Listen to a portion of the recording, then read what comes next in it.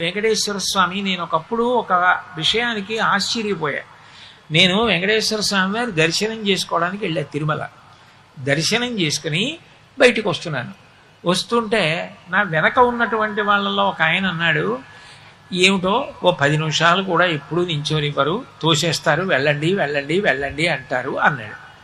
నేను నిజమే కదా, పాపం అలా అనిపిస్తుంది కదా అనుకున్నాను. ఇంకొక ఆయన కళ్ళు ఎత్తుకుంటున్నాడు.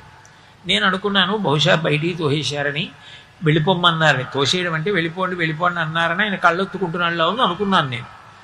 ఆయన అన్న మాట నా జీవితంలో నేను ఇప్పటికి కాదు ఎప్పటికీ మర్చిపోను.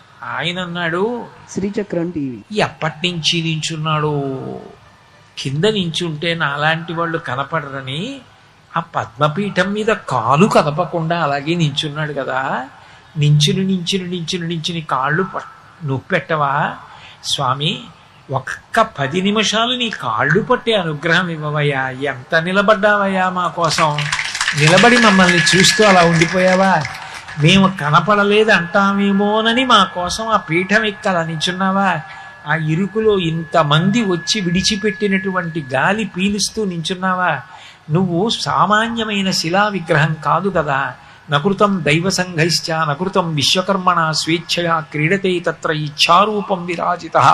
వెంకటేశ్వరుడు అంటే విగ్రహం కాదు, సాక్షాత్ శ్రీమన్నారాయణుడే కలియుగంలో అలా నిలబడ్డాడని వ్యాసుల వారు చెప్తున్నారు.